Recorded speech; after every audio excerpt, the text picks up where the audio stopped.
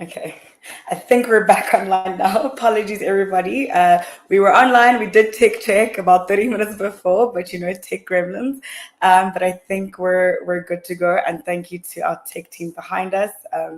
So let's give it a shot to start again. And apologies, everybody, for that. Welcome, everybody, to the launch of the Zondo Recommendations Tracker that the CSWG has been working on for a couple of years now. I'm Zen Mathe, Investigator at Open Secrets, and today I have the privilege of being in conversation with Letlhogonolo, the campaigner at Open Secrets, Motlatsi, a legal researcher at Corruption Watch, and Zaakirah, Executive Director at Defend Our Democracy.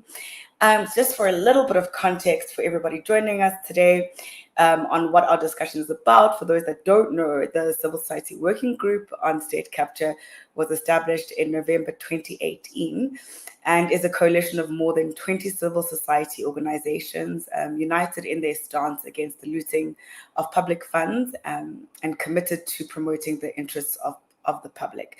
The efforts to tackle state capture and corruption are ongoing and require long-term targeted civil society engagement, and Open Secrets acts as the secretariat of the CSWG, and this is part of the ongoing work that has been since 5 years ago of the CSWG.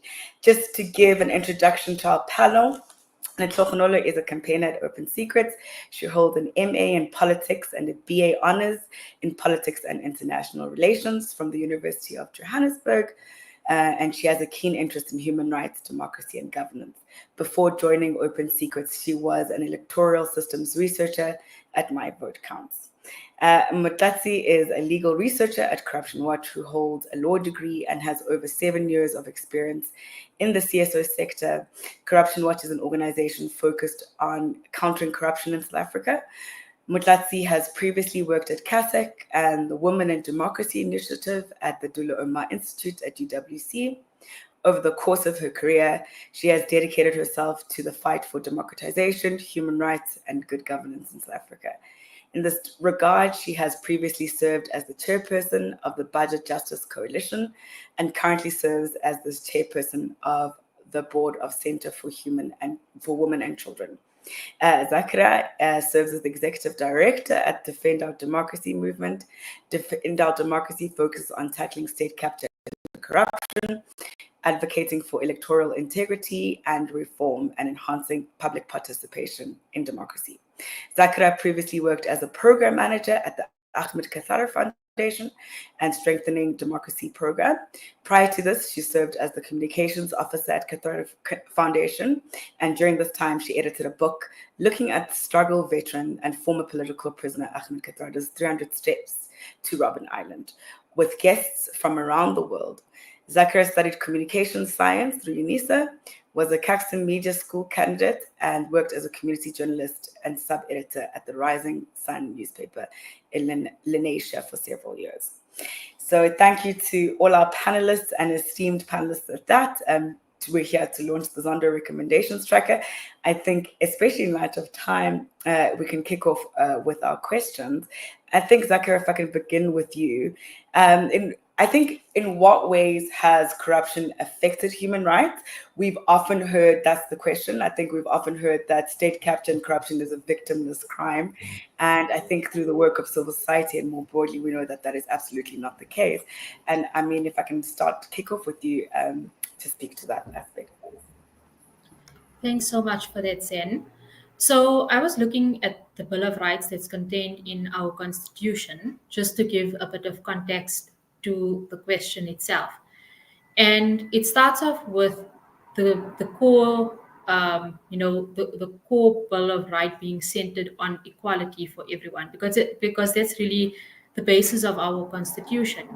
And we've seen over the last few years, when it comes to corruption and state capture, some are treated more equal than others. So very much like the book Animal Farm, where you see some treated more equally than others. This is a scenario that has played out in South Africa. So some people seem to be perhaps above the law. There's a lack of accountability for them. Some have better access to opportunities, for example, serving on boards of particular institutions. We know that several years ago, if you were associated with a particular family, or you had relatives that was associated with the Gupta family, you may have found yourself on a board of a very important SOE in the country. So I think that's where the Bill of Rights comes into play, and where the element of equality is affected by state capture and corruption. And then there are others. I think fundamentally, state capture and corruption undermines human dignity. So we've seen, for example, with the Vrede Dairy Farm, you have farmers struggling to make ends meet, really trying to get a living.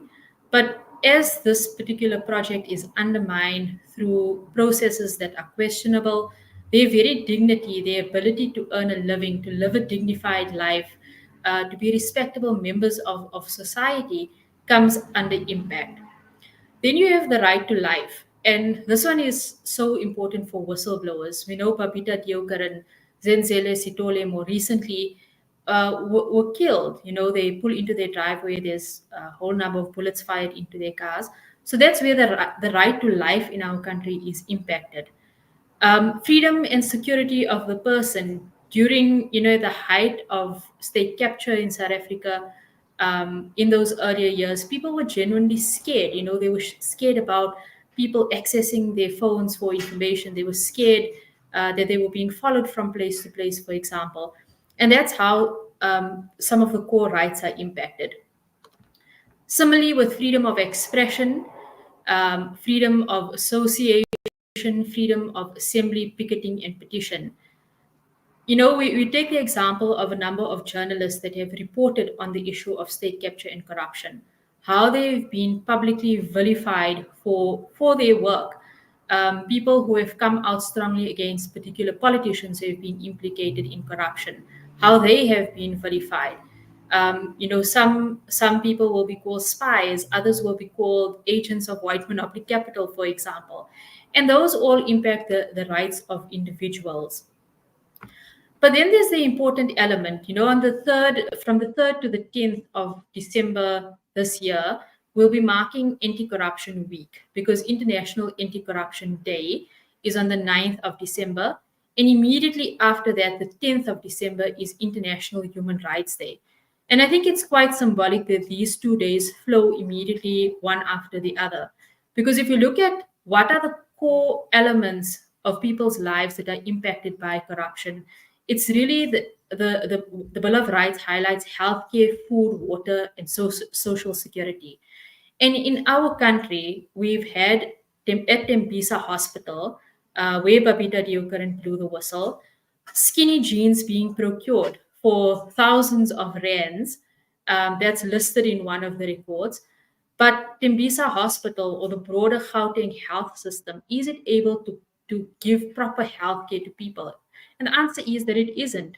Similarly, we have water and sanitation related issues. There's a community in Limpopo, in Ntwane, for 30 years fighting for water and sanitation in their community.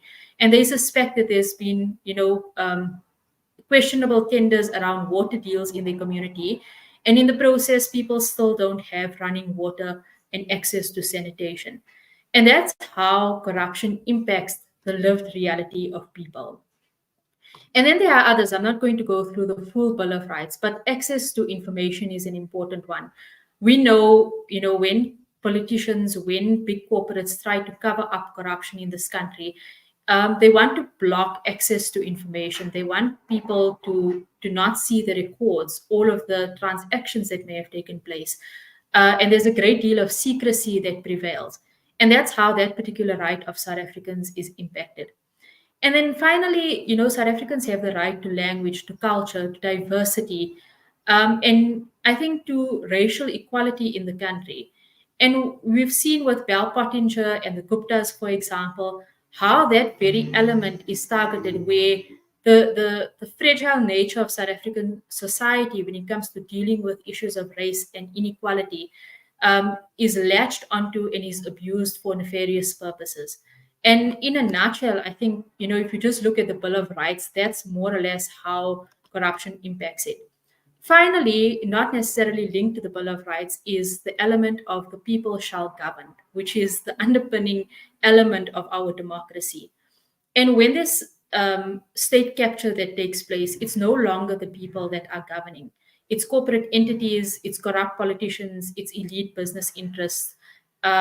It's people and their own pockets that are placed before the people's interest. And that very core element of the people shall govern is severely undermined. Great. And thank you, Zaakirah, for that. I mean, I think we know that we've put forward that the struggle against state capture and corruption in South Africa is the struggle for human rights. And I think this is why continued commitment to the implementation of the Zondo Commission's recommendations and the vigilance of civil society remains important. And I think, Motlatsi, if I can lead now to you, what are some of your thoughts and reflections on the Zondo Commission? Thank you so much. So, firstly, welcome to everybody once more. But for us as an organization, it was definitely a moment of reflection. So, for us, government could reflect on the loss that had actually been experienced by many people living in South Africa due to state capture, and obviously the impact that it had on our democracy, particularly on the communities again. And just noting that for us, up until that moment, we had not really engaged in commissions of inquiry to such a scale where we'd see it on national television for everybody, we'd hear about it on radio continuously. So it provided an avenue for us to really get that access to information.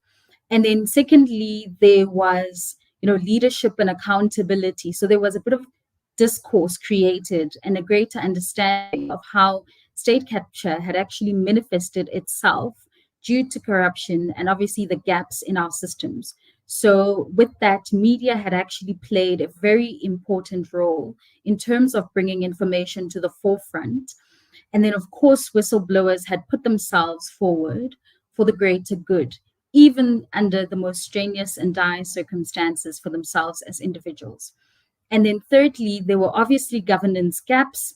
So the Zondo Commission had actually highlighted challenges within our current legislation, which have now obviously led to reform through, for example, the Public Procurement Act. We have seen conversations around governance of state-owned entities in particular, and conversations around professionalization and the strengthening of our democratic institutions. And then also just to highlight the fact that through the Zondo Commission, we really got to know the actual extent of how much money was actually being lost through corruption. I mean, we'd heard about the 57 billion rand, which could have obviously been provided to people living in South Africa for the realization of socioeconomic rights, which we unfortunately lost due to state capture. And then also, the Zondo Commission provided an opportunity by providing strong recommendations around the establishment of an anti-corruption agency, leadership appointments in particular, and obviously the functioning of our legislature as it is. And just to note as well that through the work of the Zondo Commission, and this is where I agree with Zaakirah quite a lot, we had access to information, right, to the broader public, which we would normally not have had access to due to the publication of the Commission on multiple forums. Then the Commission also spoke to, criminal justice and prosecutions in particular. So it created an opportunity for us to discuss the functioning of the MPA, the SIU, and the Hawks, and to really investigate and utilize information provided at the Commission for possible prosecutions thereafter. But also it importantly exposed the role of the private sector in state capture in particular.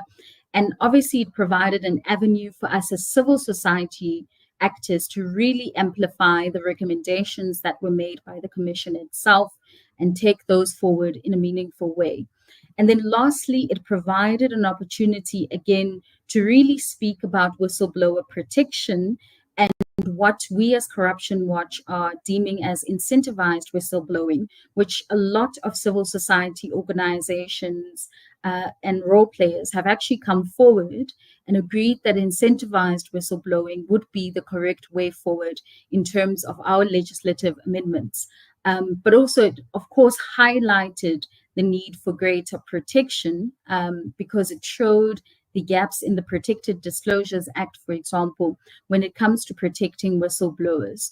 So for us as an organization, the Zondo Commission was really an important avenue for us to really understand the scale of state capture and what we could do both as members of the public and as civil society, but also the different role players in our government system. Thanks, Motlatsi. And I think that touches on a lot of the aspects that I think Zaakirah spoke to, and some of the aspects reflected on the collective civil society response, which was released at the beginning of this year from, which the Civil Society Working Group pulled together, that was reflecting on the work of the Commission. And I think, Zaakirah, if I can move to you, kind of following on from what Motlatsi has just spoken about, what were the strengths and the weaknesses of the Commission? I mean, there were these strengths which Motlatsi has spoken to, but there were also shortfalls and there were also weaknesses. And I think that the next question would go to you, if you can speak to the hits and the misses, so to speak, of the Zondo Commission. Certainly. So I think latching on to what Motlatsi was saying first, the element of transparency, right? So if we go back to 2015, 2016, it was really the first time that South Africans heard the word state capture. And if I recall correctly, it was Vadi, as well, Nsima Vadi at the time, that was one of the first few to use the word state capture. And before that, it wasn't a term that was very common within our political or social political context. So at that time, we had very little sense of the extent or the sheer network of state capture and corruption in the country, from the NEL to Eskom to Transnet, Rasa. We had little bits and bobs of information. So, so-and-so politicians said that they were coming under pressure, or a particular person working at GCIS was speaking to maybe someone else that they knew in the public service, saying that they were coming under pressure to comply with instructions from maybe particular ministers or perhaps even the president at the time. So what the Commission did, it structured all of this information, it made it accessible in one place. And it's almost like if you are watching a movie, the different characters in the movie have no clue what's happening to the other character necessarily. But you, as the overall watcher of this movie, have full sight of what's taking place on the ground. And that was what was granted to South Africans at the time. We were given this overarching eagle's perspective of what was taking place in South Africa. The second thing is that the Zondo Commission, I think, in many ways, effected accountability in a swift way that perhaps may not have been possible via lengthy NPA prosecutions, etc. So there were some quick wins. And I know it's not necessarily in the same context. It's a vastly different matter altogether. But when the former president refused to appear before the Zondo Commission, it was ultimately saying that I don't agree with this notion of all are equal before the law.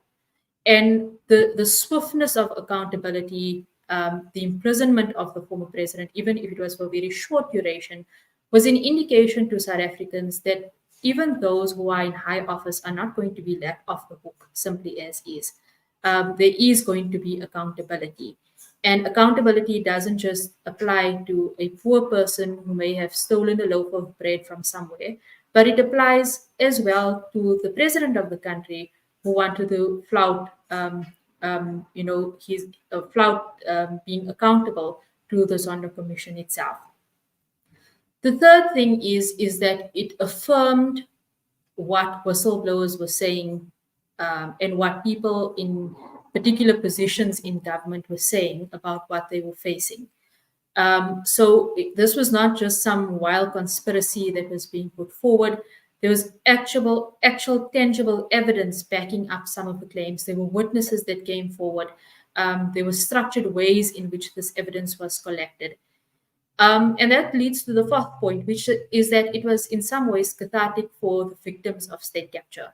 And I don't mean the victims being broader South Africans who may have been impacted, with load shedding, for example, which is a consequence of state capture and corruption. But for the direct victims, people who fight from their jobs, victims of state capture and corruption at SARS, for example, whistleblowers in different institutions, particular ministers were targeted for their honesty. So it affirmed their story that was being told in very separate strands at the time. And then two more points around the positives is that it opened up leads for journalists, for the NPA and others to follow through, whereas that information may not have been accessible. And lastly, from a more broader perspective, it showed us that neo-colonialism was possible. It was possible for a particular family from another country to come into a country and extend their reach so vastly into the state and into state coffers and abuse that for their own purposes. And it's not dissimilar to what had taken place in the past in this country. However, I think there are criticisms of the Zondo Commission. It did spend 1 billion rand in carrying out its work. Some argue that it saved the country millions more. And Zondo, I think himself would have said that 864 million that McKinsey paid back after the Zondo Commission or during the Zondo Commission, sees to a huge part of that bill. Secondly, the commission didn't necessarily have extensive powers to bite, so it couldn't really effect punitive recommendations that it itself could implement. It had to outsource the powers for implementation to the NPA, to the Auditor General, to the SIU, to Parliament. The third thing I think is that it created a sense of complacency among South Africans, perhaps very much akin to the TRC. People thought, you know what, after this process, we've dealt with state capture. There's a little bit that we just need to touch up here and there in terms of our systems, and then we can all move on from it. But that has certainly not been the case. We haven't been able to move on from that period. And in fact, I think recent incidences of state capture and corruption show us that the issue has now gone into our localities, into municipalities, and it's not something that has been put to bed as some may have expected after the commission. And then lastly, I think is that it may have, well, two things. It may have investigated a whole range of incidences, of alleged crimes, of alleged corruption, but we will never know whether that is the full scale of it. There could well have been much more that was underway that we don't know about, and which the scope or the framework of the commission didn't allow it to uncover. And my final point is around the records of the Zondo Commission. To date, there's this back and forth around access to the reports of the Zondo Commission and making full use of it. And I think that's one of the greatest concerns at the moment. Where are those reports? Why does the NPA not have full access to it? What's being done to facilitate access to those records? And in time, will members of the public be able to have full and easy access to those records as well? Yeah, thanks, Zaakirah. And just to pick up on those 2 points that you mentioned, I mean, the Civil Society Working Group did put forward a letter to the commission when it was still underway to say, why are you treating certain witnesses with kid gloves? And I think that letter is online. And I think we, as the Civil Society Working Group, have been supportive of the role of the commission, but also critical of its shortcomings and where it's fallen short. I think, and the records of the commission now in the aftermath of it is a big advocacy element that I think civil society and the CSWG have been speaking a lot about, working towards ensuring that becomes a living library that the public and the NPA can access. And I think, Letlhogonolo, if I can turn to you now, to speak to us about the Zondo Recommendations Tracker specifically. It is the reason we are here today. If you could give us a little bit of a background of the Zondo Recommendations Tracker, and could you speak to that? Thank you very much, Zen, and good afternoon to the people on the call. Motlatsi and Zaakirah spoke a lot about, state capture and the Zondo Commission. And I guess where I come in, where the civil society working group comes in, is what do we do after that? We know that the commission really showed us the extent of state capture, how some of the state institutions were repurposed, essentially, and, it only benefited patronage politics and the elite few in the country. So that's the context that we have of state capture and what we sort of got from the Zondo Commission. But then with that, the report was very dense. It was very long. I believe it was around 4 volumes eventually when Zondo was done with it.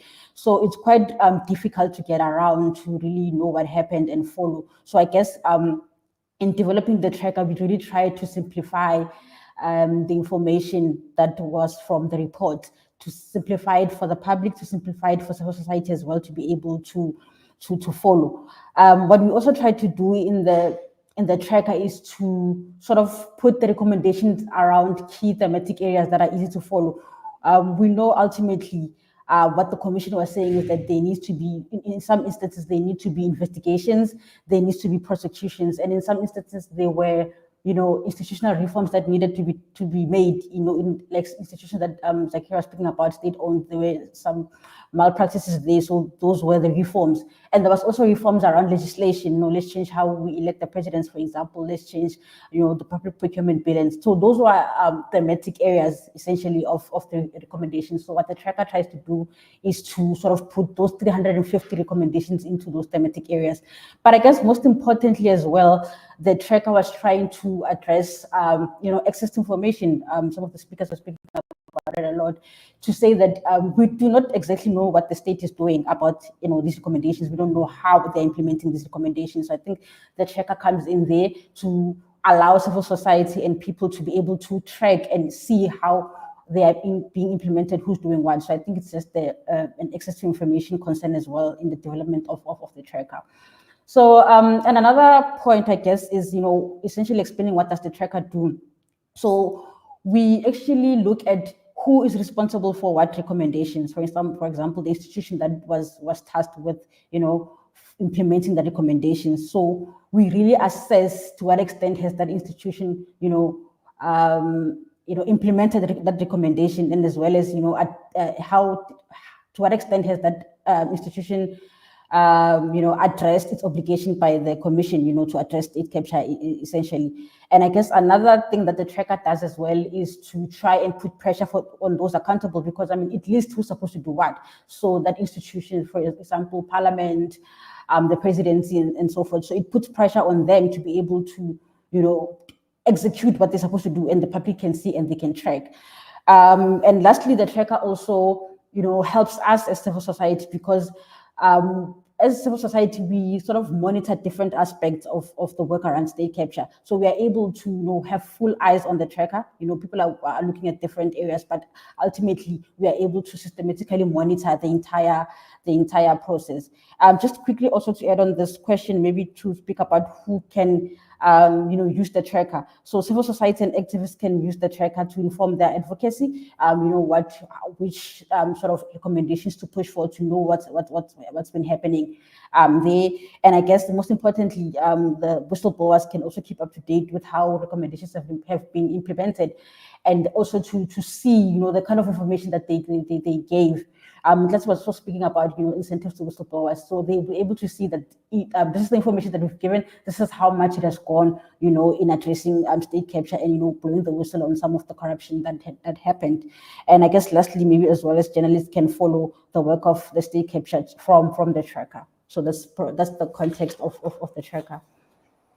Yeah, thanks, Letlhogonolo. And just to touch on that one aspect that you mentioned, that there are so many recommendations to track, and we, as the CSWG, have cut up the state capture pie and the recommendations pie to have very focused attention on different areas in which civil society organizations specialize in and their work is focused around. And I think you've spoken to the context and the background of it, but if I can ask you again, Letlhogonolo, now that we know the background and what it is, I guess there is a big question of how the Zondo Tracker will do what it says it's going to do. So if you could speak to that. Sure, no problems then. I guess the tracker, what it does then, because there's 350 recommendations, so we try to sort of make it concise. So in the tracker, we have around 60 because some of the recommendations really relate to each other. So we're able to kind of put them together in that way. So in the tracker, we group recommendations by who's responsible for implementing which recommendations. So you will see if there's recommendations to Parliament, it will show the election of a president, that's for Parliament, better oversight, that's for Parliament. You can really see which institution is supposed to provide oversight. So recommendations that are meant for the NPA, recommendations that are meant for state-owned enterprises, and the regulator and so forth. And we also show what it relates to, because there were thematic areas, as I mentioned. This relates to investigations, this relates to public procurement. So you get an idea and like a whole holistic view of the recommendations. I'm just going to quickly play a video that just shows us quickly how the tracker works and how we can interact with it.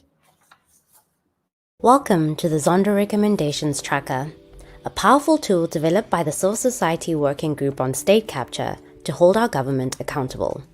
This tracker provides insights into the implementation of critical recommendations from the State Capture Commission, spotlighting the key departments and ministries responsible for these reforms. But how does the tracker assess each recommendation? Let's break down the scoring system we use to evaluate progress. To determine the implementation status of each recommendation, we developed a scoring method. Our scoring method consists of 5 distinct ratings, ranging from 0 to 100%. Let's explore what each rating means. Not implemented. This rating, at 0%, means there's been no progress on implementing the recommendation. It is a clear sign that no action has been taken. Acknowledged. At this stage, the responsible institution has acknowledged the recommendation. They've noted it, but there's no significant action yet. Loading. This rating means the recommendation is recognized and there's some development toward implementation, but not enough progress to be meaningful. In progress. This rating signals that the recommendation is being implemented, with substantial developments underway, though it's not fully complete. Implemented. At 100%, this rating means the recommendation has been fully and satisfactorily implemented. This scoring system helps us as civil society monitor and evaluate how effectively our government is addressing state capture. The Zondo Recommendations Tracker is not just a tool, it's a call for transparency and accountability. Together, we're working towards a future where state capture recommendations turn into real actions. Thank you for watching.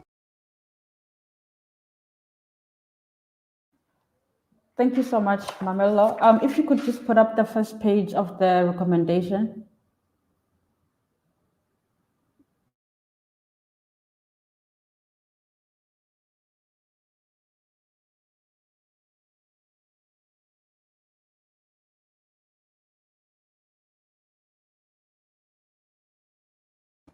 Please scroll down. All right. Cool. Thank you so much. So I just wanted to show how the recommendations tracker looks, the examples that I was given. For instance, here you have the election of the president. This is the label and what it relates to. This is us trying to make it easy, but the actual recommendation here was that it is recommended that the president be directly elected by the people. So who is primarily responsible for the recommendation? We state that it's Parliament. And here, the thematic area, it relates to election. And then the important question is, has the recommendation been implemented? We say acknowledged. This is based on the methodology that to say that, it's something that's there, it's acknowledged, but nothing has been done. There's nothing as far as we know that has been, tabled as an action on this point, and hence the score is low there. So these are some of the recommendations that we have. I'll just stop here on the state-owned enterprises. For example, the recommendation was that the appointment, please go down quickly, the appointment of individuals to boards of state-owned enterprises must be justifiable based on their skills, expertise, experience, and knowledge. This relates to government, and the thematic area of the recommendation is state-owned enterprises. And and then we speak about how whether it's been implemented. We just say it's been acknowledged. There hasn't been much action around that. So you are able to input into the tracker, for example, the recommendations that you're looking for individuals, for example. Mamel, if you could put, for example, Dudumieni, may her soul rest in peace. There you go. Yes. So you are able to see the recommendations and what sort of recommendations relate to her. This is the Miss Mieni and the disclosure of Mr. X's identity, and it's loading, and then you can see what it was relating to SAA and who was responsible for implementing that recommendation. It was law enforcement agencies, and then you can see some of the others. And if you can check Zuma, I don't know if we have.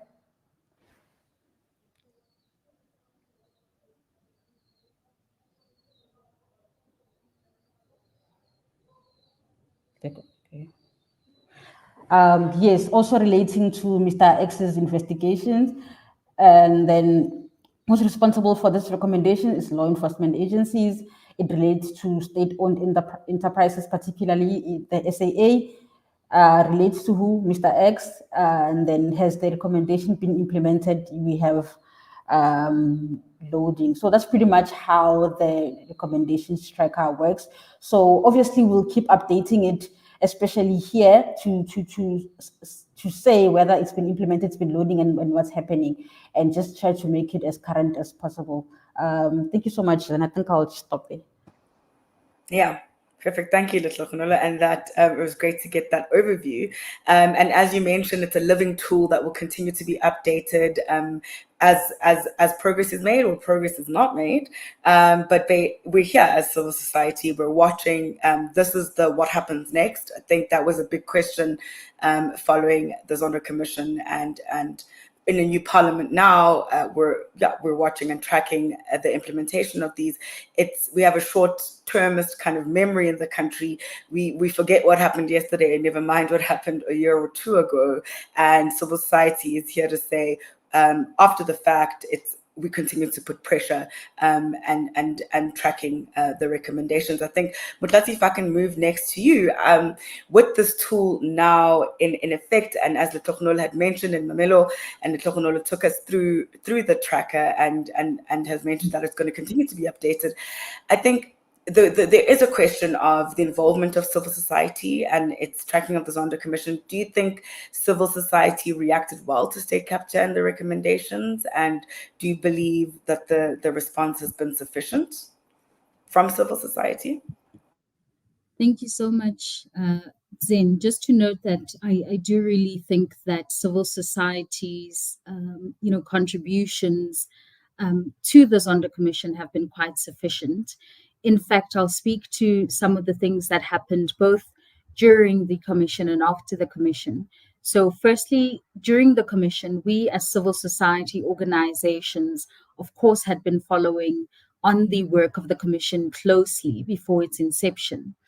And what that meant was that, of course, there was a great effort from us as civil society organizations to really communicate this information in a less condensed way for various audiences across South Africa through our public education efforts. So, of course, included activists on the ground as well, and included many others within civil society who would go out into the communities and really try and provide this information and show the link between, of course, state capture and the loss of socioeconomic rights, or at least the impact of that on socioeconomic rights.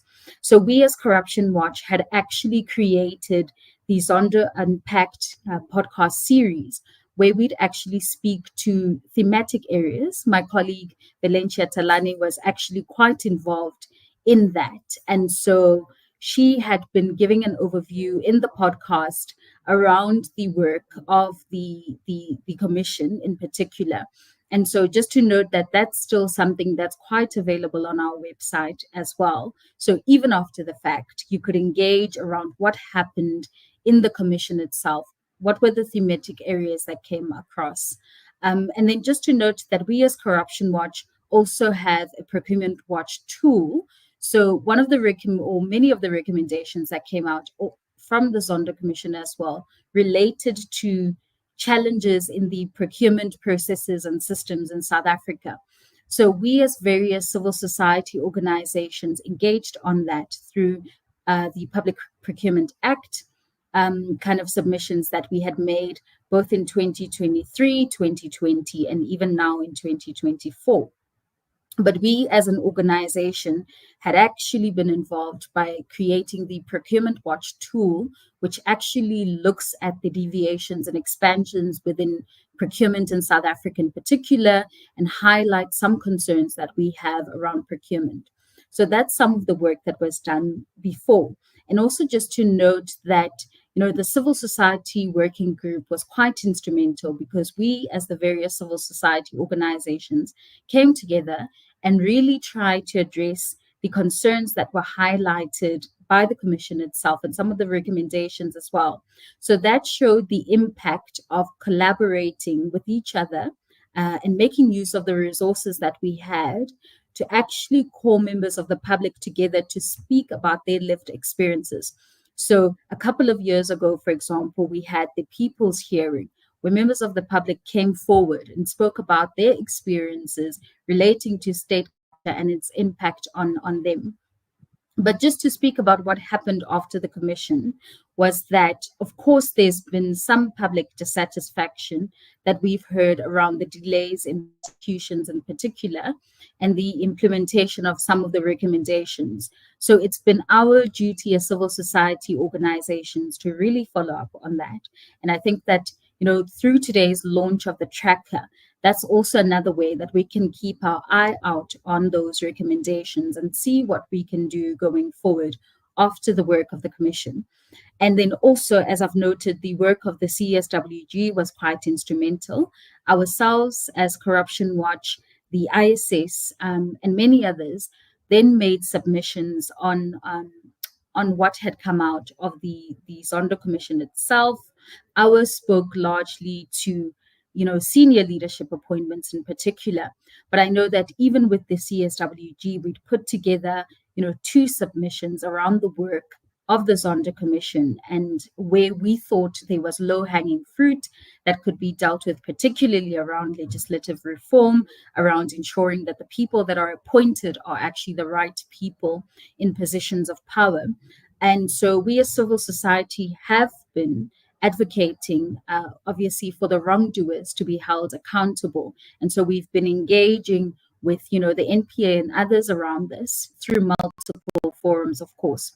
And just to note that we as the various organizations as well, some who are not necessarily on this panel, have actually facilitated annual discussions on the work of the Commission. So, for example, Parry and Kasek host an annual State Capture Commission-related conference where we are able to come together as the different stakeholders to really talk about the work of the Commission, what's still outstanding, what we can do, and really hear from the government role players as well around what their response has been and how we can assist as well as civil society organizations.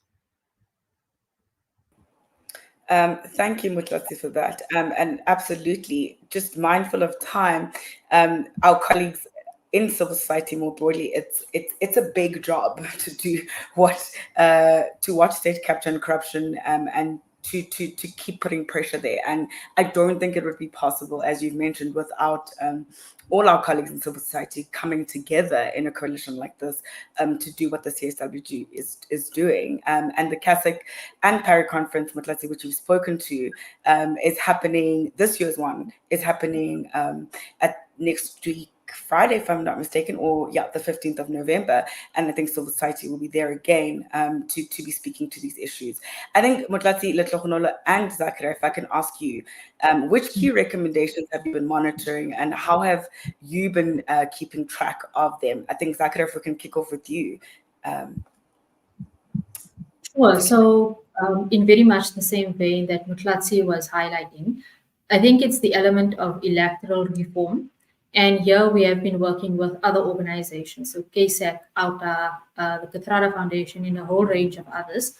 I think the Zondo recommendation was perhaps not fully investigated or thoroughly outlined, and this was around electing a president directly.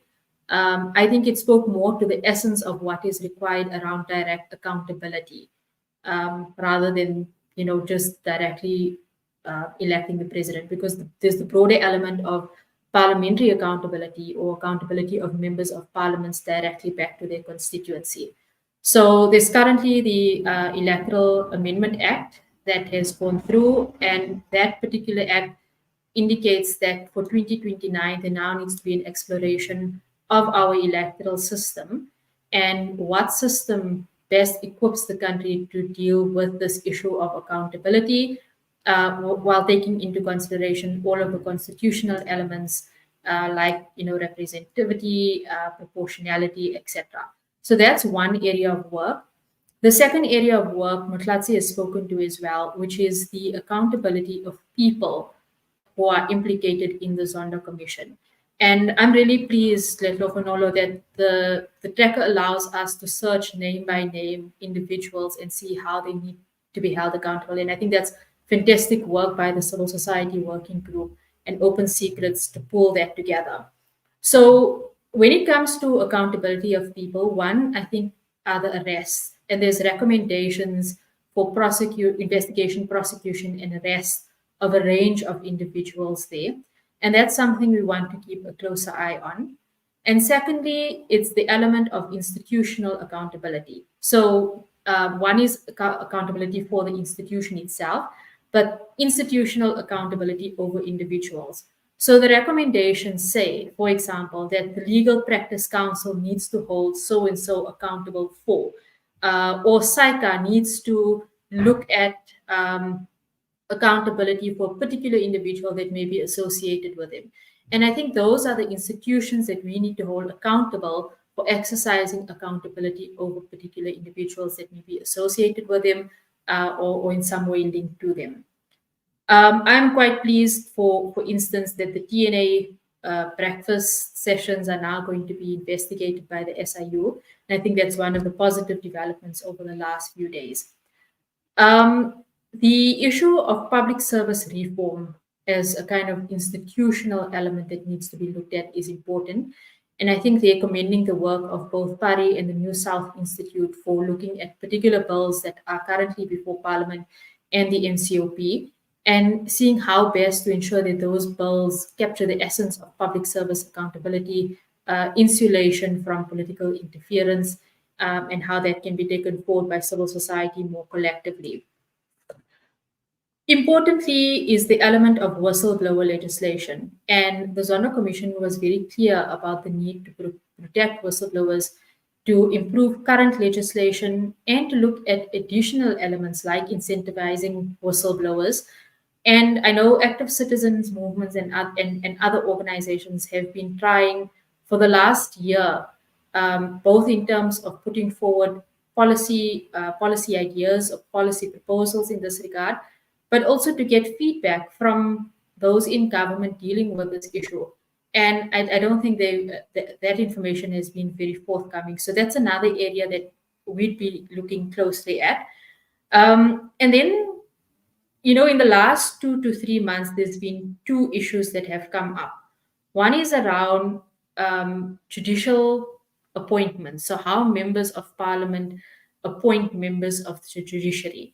And it may not be a direct Zondo Commission recommendation that has been put forward, but it does link back to the element of the role of parliamentarians in selection of the judiciary, the quality of people who are put in place to select the judiciary.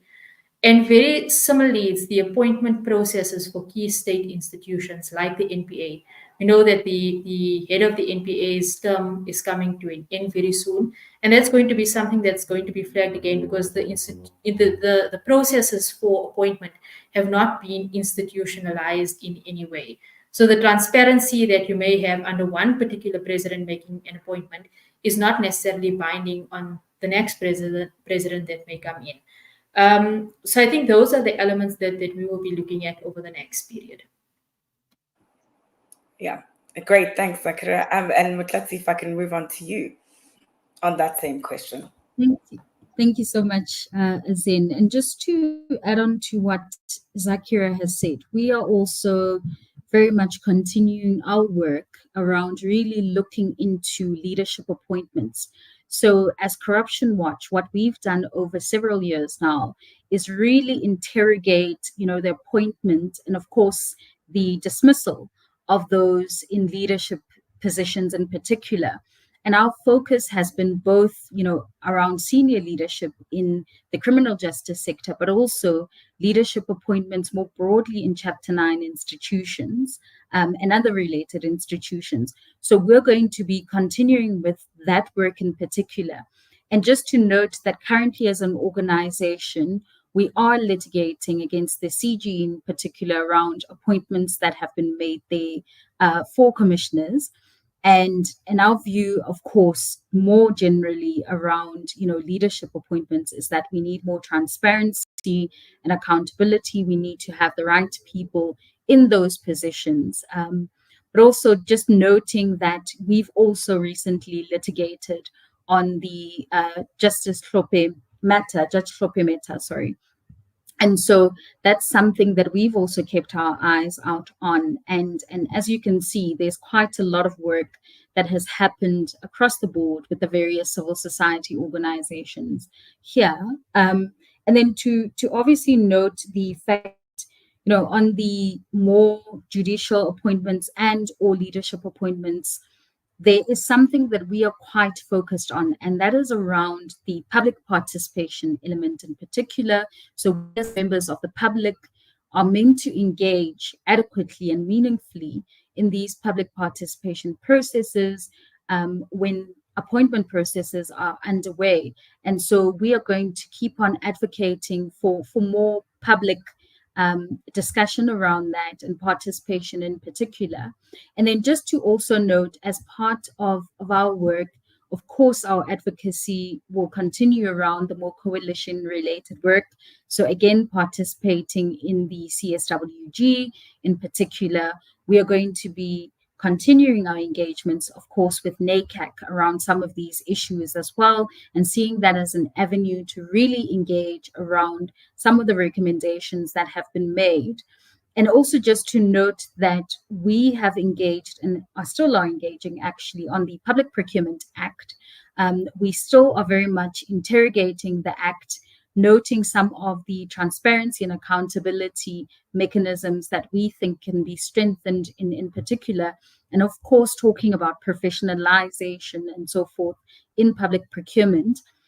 And then on the whistleblower reform part of things, I just wanted to put it out there that we had engaged along with other civil society organizations actually around the process that was started by the Department of Justice last year. And to date, as far as we know, there hasn't been an update on that. And we will continue with the advocacy around that in particular, because of course we need to ensure that whistleblowers in this country are adequately protected. And just really thinking about the good role that they played in the State Capture Commission in particular. And then also just to note that we had also and are still going to continue engaging around the Anti-Corruption Commission. That was something that was recently tabled in Parliament through a private member's bill in the 6th Parliament, but now will be a constitutional amendment kind of process in the 7th Parliament. So we will be making contributions around that because, again, if we're going to start another Chapter 9 institution, we need to make sure that we have learned the lessons from both the Zondo Commission and some of the submissions that were made as well around what a good Chapter 9 looks like, how the processes should be open, transparent, and accountable more than anything else. So with that, that's what we will be largely focused on as an organization. And just to note that there is a critical role being played by Open Secrets and Defender of Democracy, in particular around the private role players in state capture. So that's something that we will also be, thinking about more broadly as an organization and seeing how we can contribute in terms of our anti-corruption thoughts as well. Yeah, thanks. Thanks, Motlatsi. Letlhogonolo, if I can come to you on that exact point as well, with a nice segue from Motlatsi there, spotlighting some of Open Secrets' work as well on corruption and state capture. Thank you very much, Zen. Open Secrets works towards exposing economic crime, so naturally we'll be, interested in recommendations that address corruption. I think public procurement was mentioned quite a lot extensively, so I will not dwell into it. But just to say that we did support the Budget Justice Coalition submission on the public procurement bill, and we are part of the working group on public procurement reform, which is still much, advocating for reform of the public procurement, as Motlatsi was saying. And then with regards to whistleblowing, we are following the recommendation for legislation that betters the protection of whistleblowers. Motlatsi, thanks for the nudge. Yes, private companies involved in state capture. One of the critiques of the Zondo Commission was that it did not adequately address the involvement of private companies or the private sector in state capture. So our report follows the enablers of state capture, including the private sector. We argue that these should be easy for law enforcement to investigate and institutions to also prosecute. One of the recommendations as well that we're following is around the NPA. There are officials and prosecutors who occupy senior positions and despite serious allegations of misconduct. So they are the ones that are accused of, opening cases against whistleblowers, intimidating them, and corruption fighters, and are viewed to have been, obstructed justice in that regard using their positions within the NPA. Our report, Bad Cops and Bad Lawyers, argues that their fitness to hold office should be thoroughly investigated. And then lastly, as well, on the NPA, last year, Open Secrets also made a submission to the bill that was tabled in Parliament.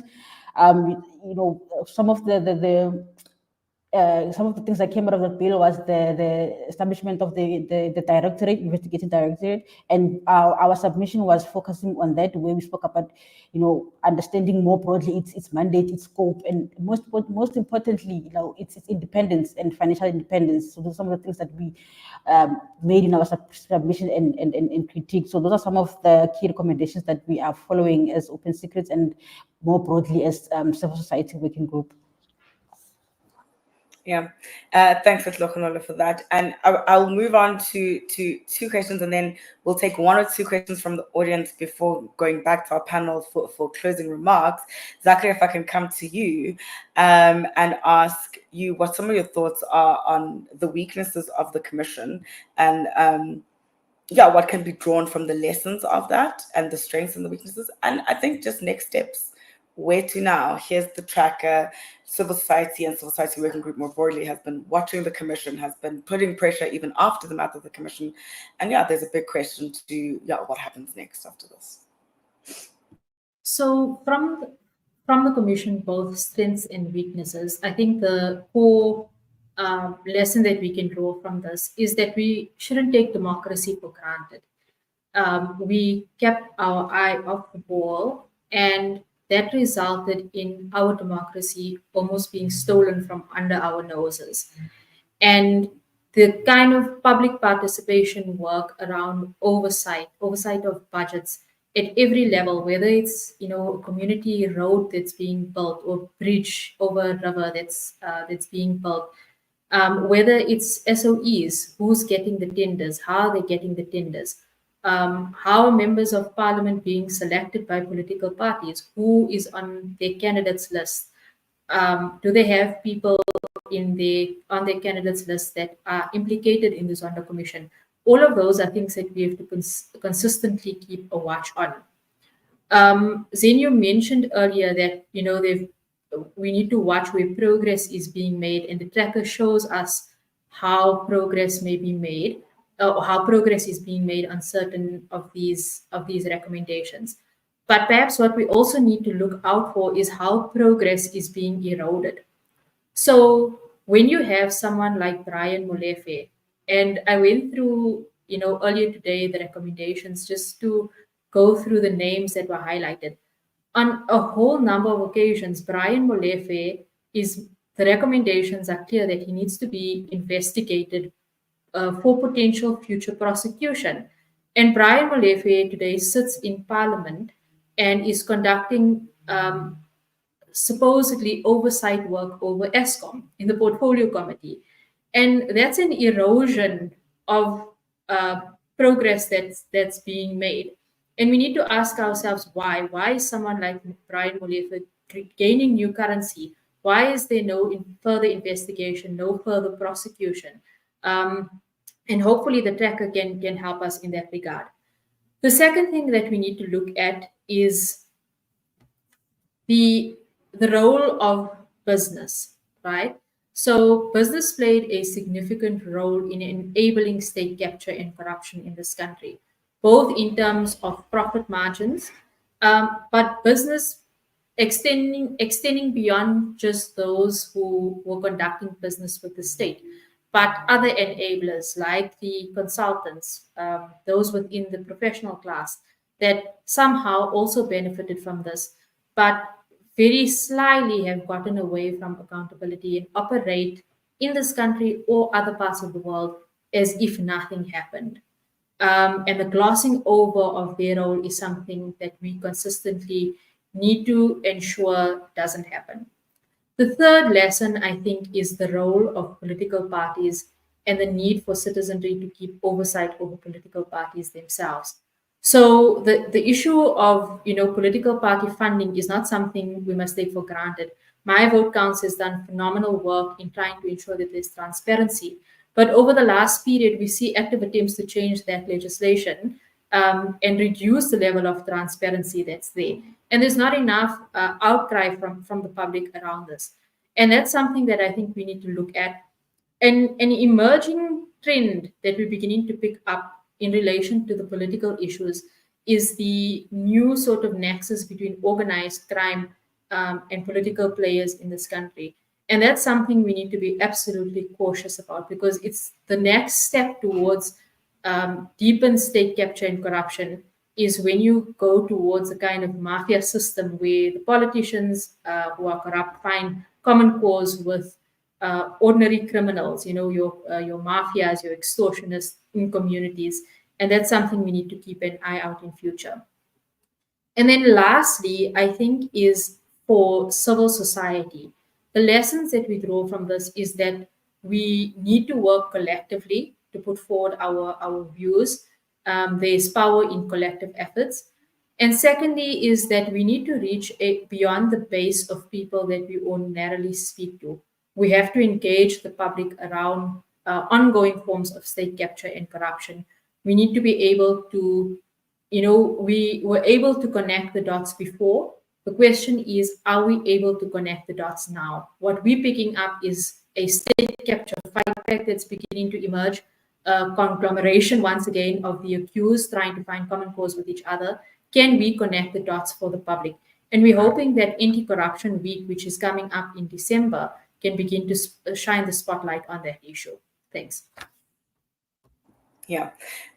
Thanks, Zaakirah. And just to pick up on a few things that you've mentioned, yeah, the big question that you speak to that I think Letlhogonolo also spoke to and Motlatsi also spoke to is that role of the private sector. And I think, yeah, as Letlhogonolo mentioned, Open Secrets is very focused on that, and we call them the enablers.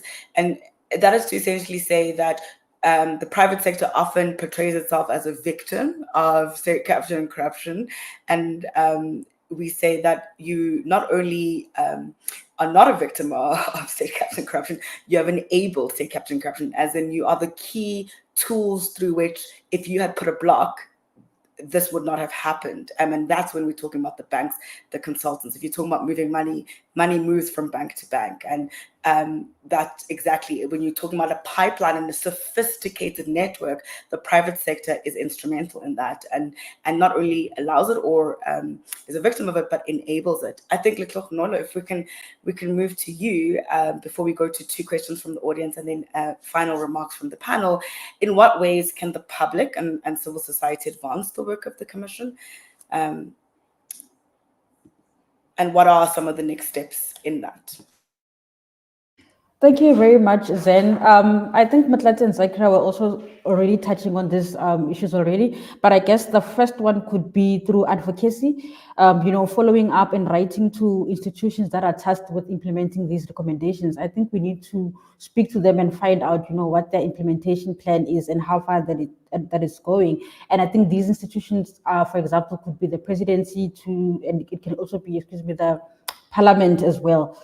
So I think also during this process, I think we can let the public know, about this communication so that they're able to also feed in to what civil society is communicating to these various institutions on, their mandates to implement the state capture recommendations.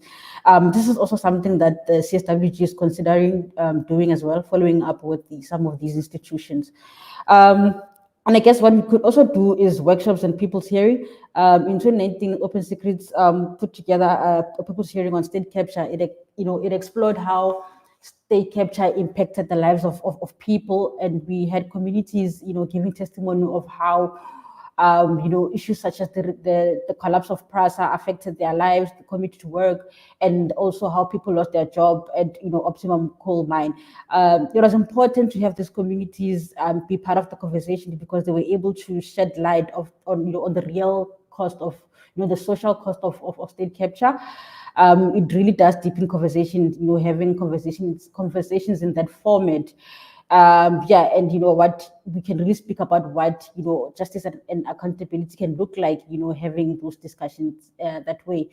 And I guess something else that we could also do, just to say to the previous point, we could also have more public hearings, just to sum that point up. Number two, we could also have civil action, so essentially taking actions, against that particular institution and really forcing them to implement the recommendations that they're supposed to do.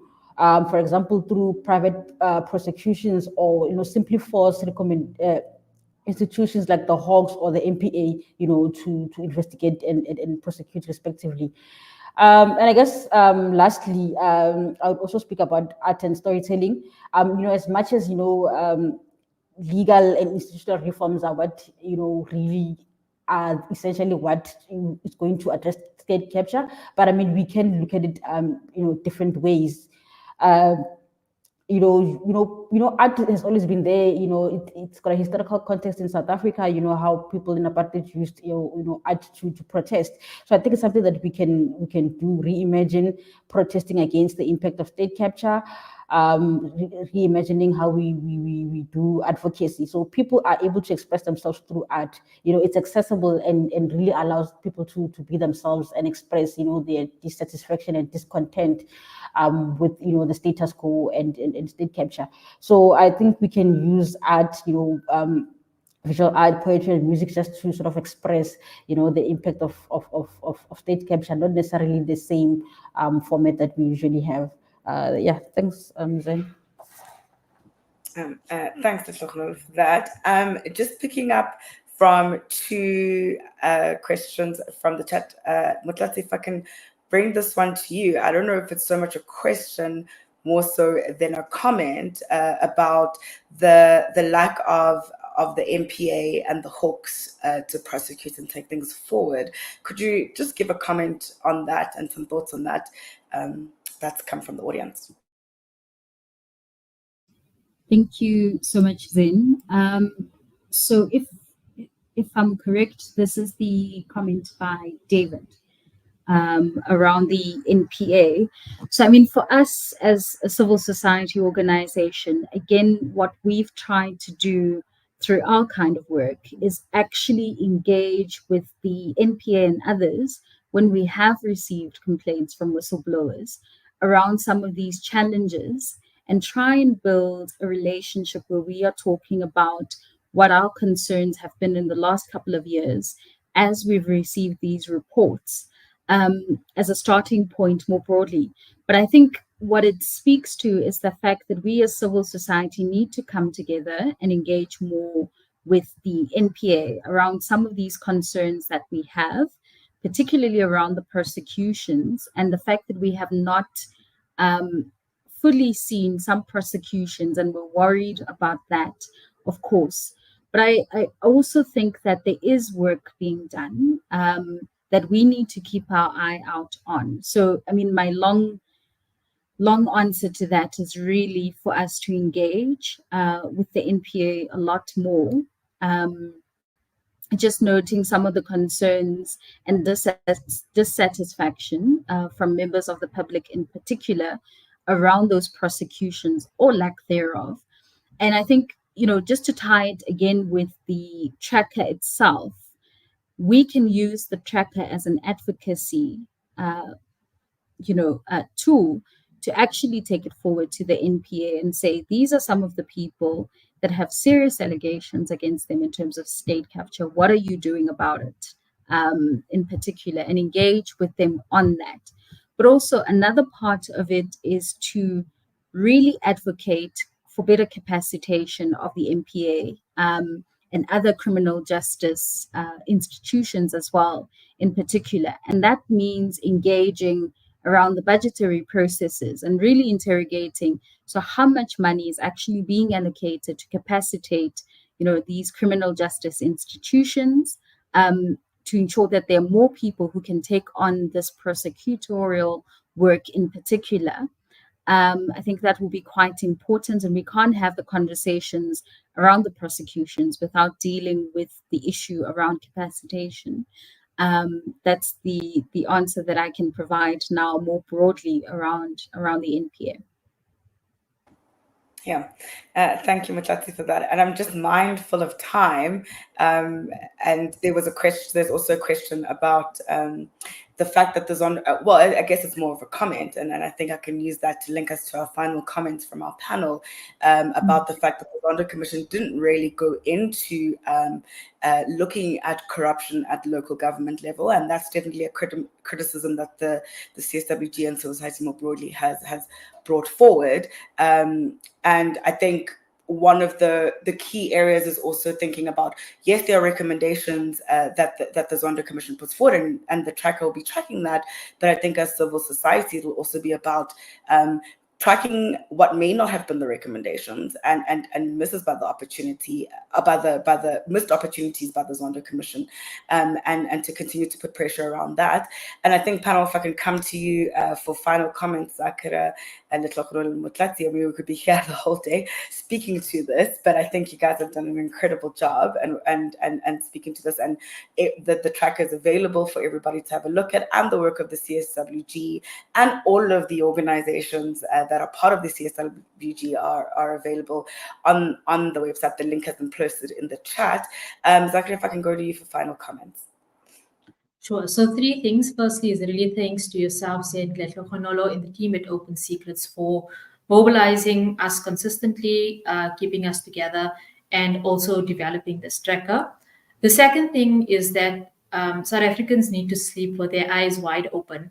We are entering a period of, elective contestation leading towards 2026 and 2029. There's a scuffling for access to resources based on who may be in power and the networks that they may have access to. And there's the continued lack of accountability that we see, where there's implicated members implicated people in the Zondo Commission that are now finding their way back into Parliament, back onto particular boards, either at a municipal or even at a provincial level, because all our attention is focused at a national level. So we need to keep our eyes open. We need to connect the dots. And as much as the GNU has brought a sense of stability to this country, we cannot look or be misguided by the sense of, or this false notion that everything is going to be good and well in the country. There are always those that are looking for opportunities to loot and to do corrupt deeds, and we need to keep an eye out. And the second thing is that leading to 2026 gives us an opportunity to get from people in different communities across the country a sense of what are their non-negotiables that will be put to political parties come 2026. So the anti-corruption non-negotiables. And one of those, for example, could be ensuring that everyone who is on a party list must have no track record of corruption, must not be implicated in any scandal. And maybe that's something that we begin to drive in terms of public education and awareness, because I think it's absolutely important at the localized level that the spotlight on state capture and corruption is shone. Yeah, thank you, Zaakirah, for that. And Letlhogonolo, if I can come to you for final comments. Thank you very much, Zen. On the question on local government, I mean, we did speak about, how some of, there are many critiques to the Zondo as well as some successes. But I guess one of the critiques as well is how it did not focus on local government. But we do know that much of the information that went into the Zondo Commission was through whistleblowing. So I think, taking it forward could be encouraged at local government so that it really does, reach a national sphere in terms of, what's happening there. And I guess as my final comments, I could say, for the tracker, that's where we are at. We will update it and make it better. And thanks to Zaakirah, what she mentioned about, the regression in some of the recommendations, I think that's a very, very important aspect, and we'll see how we can sort of, put it and make it part of the track. I think it's a very important aspect of the work going forward. And yeah, I think lastly also for the CSWG, as I mentioned, we will, be engaging with those institutions that are supposed to be implementing the recommendations. So I think that's one of our major next steps. Thank you very much, Zen. Yeah, thank you, Letlhogonolo. Motlatsi, if I can go to you. Thank you so much. Just to say that it will be important for us to really not forget the harm and the impact of state capture. And I know that as time goes by, we're thinking about other things, but we cannot forget how we got to this very place that we are in, and ensure that we don't make the same mistakes twice, really. So learn from what the recommendations have said and really make sure you're holding, government accountable for implementation of those recommendations. That's the first one. The second one is on the local government level, really engaging with the AGSA reports, right? And seeing the patterns around the rot in local government in particular will be quite important. And seeing how we can publicly make sure that that information really reaches everyone across the country will be very important. But on the AGSA note, just noting that of course comes after the fact. The reports are done after the fact as opposed to, being preventative measures before. And so what we need to be doing more of is really advocating for more active citizenry. So when people can see that there is corruption happening in their communities, happening in their schools, happening in their workplaces, etc., that they report it to organizations such as ourselves and others who can actually take it forward with the relevant government entities will be quite important. If we build a culture of active citizenry, then of course we are going to have more reports around this and we can adequately take that forward. But of course, on the local government level, just to say from a city of Johannesburg and city of Tshwane viewpoint, we are having water challenges at the moment. And it's something that we need to keep our eye out on and to see if there's potentially a corruption link there in particular, and really think about the actual impact of corruption on ensuring that, of course, we receive the resources that are supposed to be provided to us as members of the public. So that's some of the work that we need to be taking on. And just to really thank Open Secrets and the CSWG for their impact and their work, in particular on keeping us up to date on the Zondo Commission recommendations in particular, and really bringing us together to have these very important discussions where we don't forget, of course, the impact of state capture. Thank you, Motlatsi, and thank you, Letlhogonolo, and thank you, Zaakirah.